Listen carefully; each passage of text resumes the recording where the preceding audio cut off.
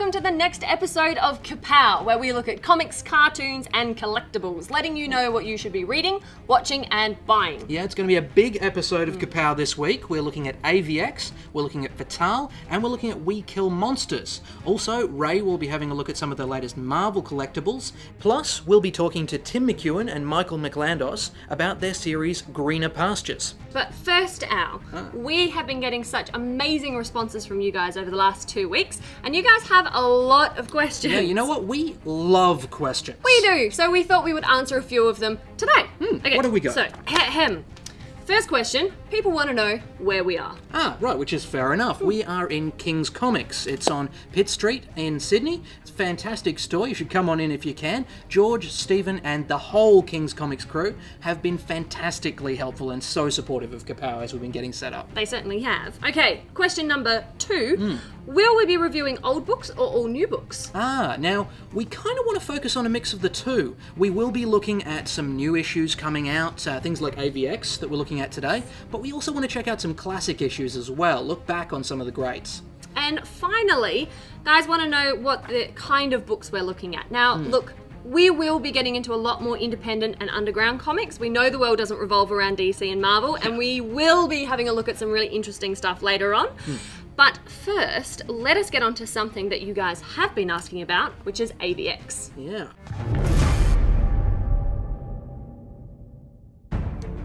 Okay, we know that we said we'd look at DB Cooper this week, but we lied. Yeah, not intentionally. No. How could we let something this momentous go past without looking at it? Come on. Avengers versus X-Men. This is going to put to rest so many pub arguments. Yeah, absolutely. For example, could Spider-Man beat Gambit? Or could Colossus beat Red Hulk? Or could Magneto fling Iron Man around like a crash test dummy? Yeah. Now, AvX number 0 actually sold out on the first day, and it's now in its reprint. By the time this episode airs, number 1 will already be on the shelves, but we really wanted to get onto this, so we're looking at 0. Yeah. So, AvX number 0, written by Brian Michael Bendis and Jason Aaron, with art by Frank Cho and Jason Keith, is more of an appetizer comic than a fully fledged one. It's kind of like a teaser trailer, a little taste of what's to come. And it is really just a little taste. It's a really good decision that they've put number 1 only a week after number 0, because I don't think this would have held the fans. Yeah, especially the first half that is actually written by Bendis. It just seemed a little underdone. There's a fight between Scarlet Witch and MODOK, and then there's kind of an emotional reunion back at Avengers Mansion, and then that part's over. Yeah, personally I would have liked to read another 10 pages on the Hope Summers story. There was so much more going on in that. That was more of a complete story. Obviously Scarlet Witch is an important character in this realm, but I feel like there was just lip service being paid. Yeah, look, don't get me wrong. Love Bendis, always have, and I'm sure he's going to pick things up as he goes along, but it just felt like there was a lot more going on in the second half. The plot moved better, the humour especially worked a lot better. But the artwork in this is beautiful throughout, both halves. Cho and Keith do an amazing job on this. There are some amazing, massive panels of almost chaotic movement. But the thing that I like the most are the more detailed panels, the close-ups on the faces of the characters. You can really feel the emotion that's coming through these pages amongst all the fighting and the explosions and stuff. And the colours are so vivid as well. I love that. There's very little that's realistic or gritty about any of this art, and that's exactly what you want for this. This is the Avengers fighting the X-Men. We want hyper-reality. We want images that just jump off the page and assault your eyeballs. And this comic really does give you that. No, you're completely right. It really does. Yeah. Now, I've decided that you're going to go first on this one, so... Right, okay, throw me to the wolves. Alright, look, I thought this one was good, but not great. I mean, mostly because it is kind of an appetizer comic. There's absolutely nothing wrong with it, but I'm not going to be able to go further than a borrow for AvX number 0. It just didn't feel weighty enough to be an essential read, and if you've read any of the others like Schism or Sanction X or any of the lead-in Avengers stories, it's not telling you anything new. No, I actually agree with you on this one. This is a borrow for me as well. 0 seems to be like the book that you kind of flick through at the comic book store while you're waiting for number 1 to come out. Look, if you're a completionist or a massive Avengers fan or X-Men fan, absolutely go and get it. It is still a fun read, like you said, there's nothing wrong with it.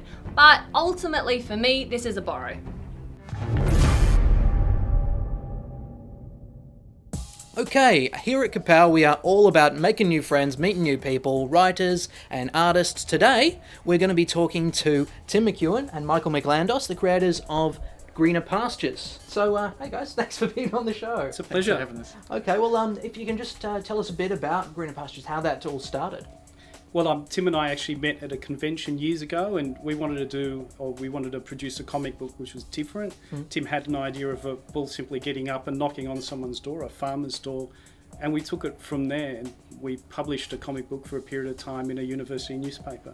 And you guys ended up getting international distribution on that, yeah? Yeah, we did. We started off as a comic strip in a uni paper, and we decided we wanted the larger format of a comic book, so we started producing our own comic book, self-publishing, which means not only were we writing and drawing it, but we were actually paying the printers' bills and working out distribution. And part of that distribution was going through the Diamond catalogue, which has worldwide distribution, which we did for about a year, and that was really quite successful until we ran out of issues that had been produced by that point. Okay, and how did it all kind of end up? Where did you end up with Greener Pastures? Where'd you leave it off? Well, unfortunately, we ran out of time. We were both too busy with our full-time jobs, so we tied it up, but have decided recently that we really need to end the story. Yeah, okay, so you're planning on getting back into it soon? We're doing it now. Yeah. When I came up with the idea of the bull on the farm, I gave that to Mike, and the next time I saw Mike, he'd written like a one-page kind of synopsis of what would happen, and it included an ending which we've never been able to show anyone. So Michael's written this script at the moment that we're kind of still working on, and it is the ending of what happens to those characters that we all met in those early issues. Okay, fantastic. And how will we be able to get a hold of that when it's coming out? Well, we'll be selling the comic book at this store at King's Comics, but also fantastic. hopefully through a publisher. At this point, we haven't made the decision who, but that'll come. Okay, great. Any other bits and pieces of work that you've been doing as well as that? I think probably the most interesting thing that we've worked on in the last 12 months is a page in a comic called Tides of Hope, which was published by Supernova Comic Expo, or Pop Culture Expo, which was a special comic in aid of the people who were caught up in the floods in Queensland last year. Of course. We enlisted the aid of about 30 different comic creators in Australia and also from America, and published a full colour comic, which will be available actually at Supernova in Melbourne this coming weekend, and Gold Coast the weekend after that, and probably at the other Supernovas this year as well. Okay, great, fantastic. We'll have to keep an eye out for that. One final thing, Avengers versus X-Men. Who's going to come out on top? What do we think? I'm not sure if I care anymore. I gotta say, I'm sure like a typical comic book, they'll fight and they'll make friends and there'll be some common enemy to defeat. That's You right. may be Marvel's right. been doing that for years. That's how people make friends in the Marvel universe. This is You true. punch somebody Punch in them their in the head. face first. That's right, and then later on you'll be That's having a coffee. one thing we can guarantee, that's not going to happen in our comic book. Fair enough. Good to Oh, know. you know there's fights in our comic book. No You just spoilers. wrote No them. spoilers. Okay, so keep an eye out for all of those guys, and look, thanks for being on the show. That was great. Thank you.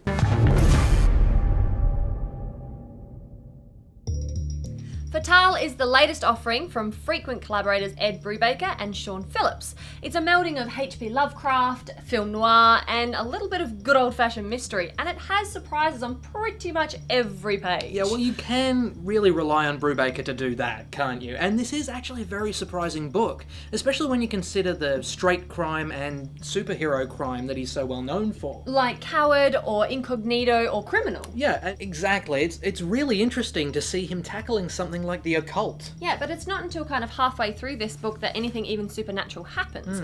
I mean, you start reading like a Raymond Chandler novel. By way of North by Northwest. Yes, the bit with there's a car and the plane and...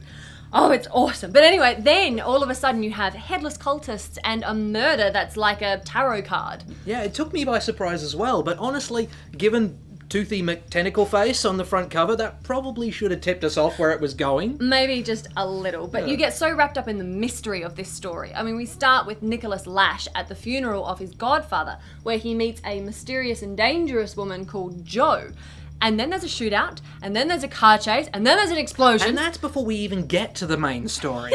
We jump back from 2011 to 1956, where Nicholas's godfather, Hank Rains, fantastic noir name, is also meeting a mysterious, beautiful, dangerous woman called Jo. And is also about to get dropped into a world of danger that he can barely comprehend. Now, if it sounds like this book runs along at a cracking pace, it's because it really does. But it does carry you with that, I think, and it has such complex and complicated characters. Brew Baker's characters are so brilliant. He takes these stereotypes almost and then just twists them, flips them around and throws them back at you in a way that you would never have thought. Bookman is a classic example of this. I mean, we get told that this guy is a crooked cop and he's a murderer and he's a bad guy. So you know what you're expecting. And then he shows up and there's this whole different side to him that you'd never even expected. Yeah, well, and you get that glimpse of him during the war where he's fighting what appear to be Nazi cultists and a Nazi demon. Nazi demon. My first thought was, what? And my second thought was, awesome! Nazi demon! I just went straight to the awesome Nazi demons! I bet you did too. Nazi Look, demons. Before we get too excited though, was there anything you didn't like about this comic? No. Come on, we've got to have something. Yeah, okay. Look, if there was anything I was going to say about this, it would be that Phillips's work in this is very similar to previous works of his. Okay, that's fair. I did just finish reading Bad Influence, and that is the sequel to Incognito, and the artwork is very similar. But that said, it worked perfectly in this comic. I mean, those of you who caught our review of Night Force would have seen us go on a bit about bad use of shadow. This is a perfect example of how to use it right. It really is. And again, the Bookman character is a perfect example of this. He uses a lot of shadow on the face. We're not supposed to know who this character is, where he's coming from, what he's thinking. But it's been used in such a precise manner, it really works. It's not just slapped on the walls to make everything look mysterious and creepy. Let's not stick the boot into Night Force again. We already did that. I want to review this baby. Okay, well, for me, this is an absolute buy. I am so interested to see where this series goes. There are Nazi demons, the artwork is amazing, the story is just so intriguing. I need to know what happens in this. This is a buy, definitely. Yeah. Look, I am right on the same boat with you there. It's a definite buy for me as well. I really want to see where this one is going. If you're a fan of noir, if you're a fan of the occult, if you're just a fan of good storytelling, then this is one for the collection. This is a definite buy.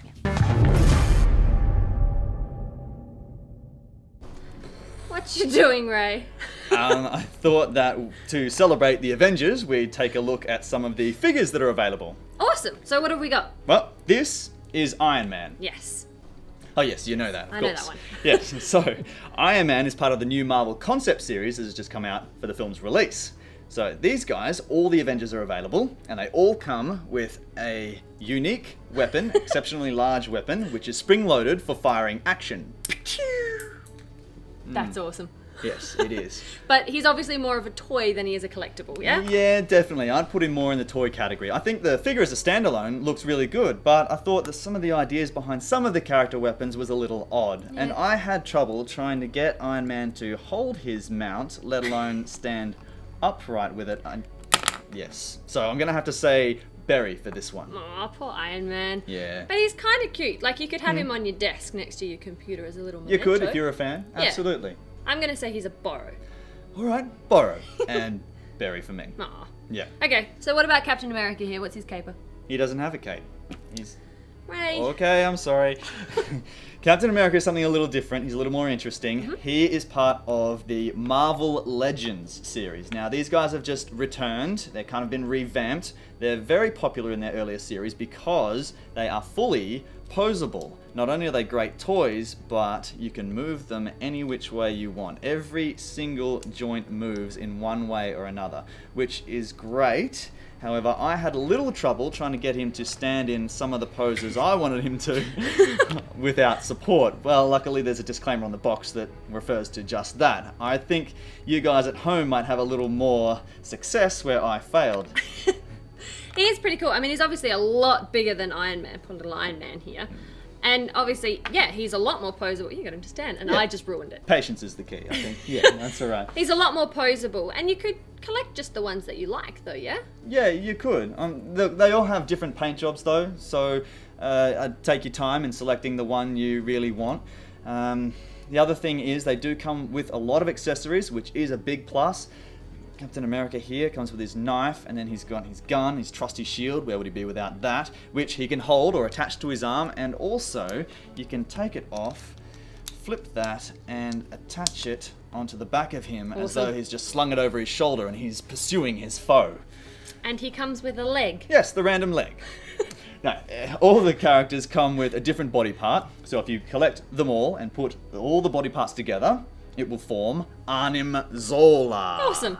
Yes. That's pretty cool. Yeah, it's definitely a step up from the concept series or Iron Man here, but sadly, not all the characters look as good as Bucky here. So I would take my time in looking at them all thoroughly. It's a borrow from me. I don't know. I think he's a buy. I think he's pretty cool. He and is. I think the other ones in the series would be quite... You could just get the ones that you wanted. That's fine. It's a buy. Buy from me. Okay, but what about this? Shiny. Yes, shiny. Gold-plated resin Avengers. Now, these guys were released as an exclusive to Comic-Con. However, some stores are stocking them as a limited release. Now, their base plates all have a different letter, so if you string them all together, they will spell out... Avengers. Avengers. That's yes. awesome. Yes, it is. So this is obviously a buy from you, yeah? Actually, no. I don't like all the character poses. I think it's a very cool idea, but I wouldn't like my choices, just the A, G, and S spelling out AGS. Or SAG. Or as... G. That wouldn't work at all. No. What I would do, though, is I would save all my pennies and put them together, grab those little 5-cent pieces that people like to throw away these days, and get this. Oh my. Odin. Yes. Yes, the Bowen Classic Action Statue. This is one of 3 due for release, and this is superbly done. Bowen have managed to capture the movement excellently. Now, Thor stands 18.5 inches high, which is huge. It's freaking huge. It is, but he's a god, so he should be. He should. He should reign above them all. Yes, with his spinning hammer. Now, the hammer is arguably the focus of the piece, but it all stems from his outstretched hand, which has a good amount of detail there. He's reaching for his next opponent to come forth, and he's leaning over the skull here, which indicates a level of victory over those who have fallen from his might, and the way the cape fires off toward the side, it's really, really detailed. And what I like about it is that they've managed to just stay true to the comic character design. Yeah, they really have. Yeah. What I really like is the base on this. There's Yes. so much detail in that. A lot of these big figures, their bases are really plain. They are. And I can see, you want to make a feature of the main thing, but this just adds an extra level to it. Yeah, it definitely does. And he's hand painted, so the amount of He is. detail and work that's been put into him is just phenomenal. Yes, He's pretty cool. he is. And he looks comfortable. He He does. looks like he's doing what he's supposed to be doing. Exactly. That's something I don't really... Well, I have a little bit of a bone to pick, is sometimes when artists want to get really creative with the poses of their figures, sometimes they can look a little unnatural. But this particular figure looks awesome. It's a showpiece, and it would look great next to some of those more static figures that you might have, those museum pieces. So, yeah, it's definitely a buy for me. It's a must. I mean, he's very expensive, so you want to save up for a while, but I mean, he's totally worth it. I think this is a buy from me as well. He's Yes. just so cool.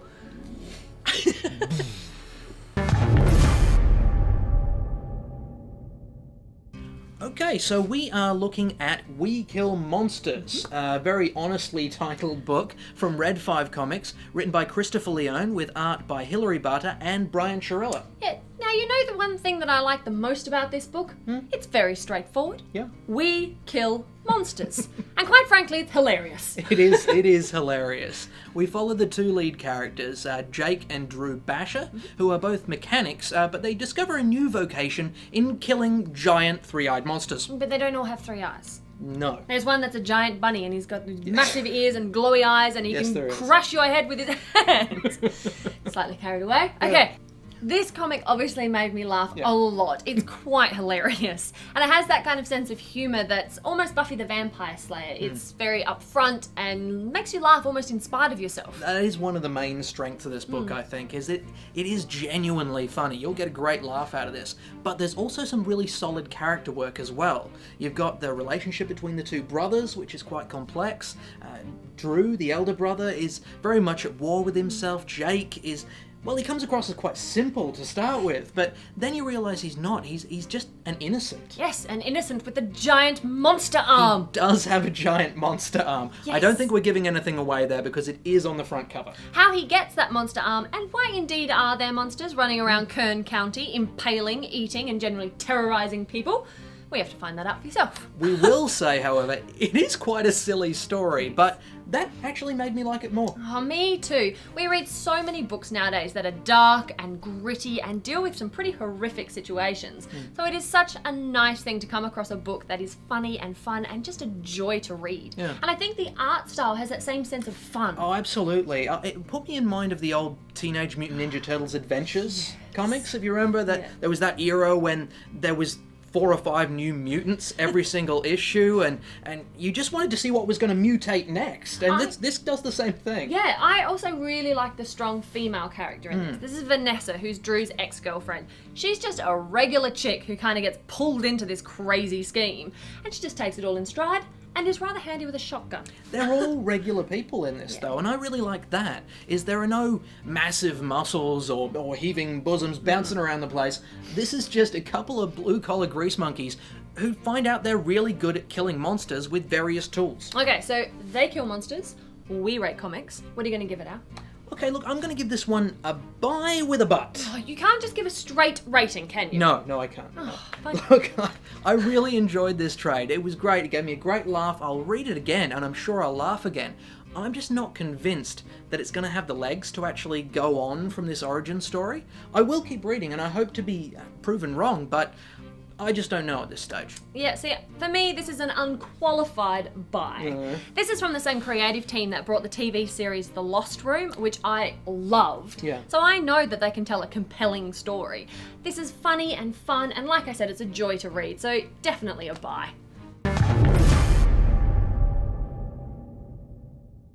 Well, that's it for another episode of Kapow. So keep on liking us, subscribing, following us. Keep in mind that Batman Play Arts figurine is still up for grabs. We are still going to be giving that away to somebody who's jumped on one of our many social networking Watsits. Don't forget, Supernova is happening in Melbourne this weekend from the 13th to the 15th. There'll be some amazing artists, writers, very cool people down there, so head on down and show your support. Yeah, next week we're going to be looking at DB Cooper. We promise this time we will be. And also we're going to be looking at the Daredevil trade Father. Yeah, but until then, see you later. Bye.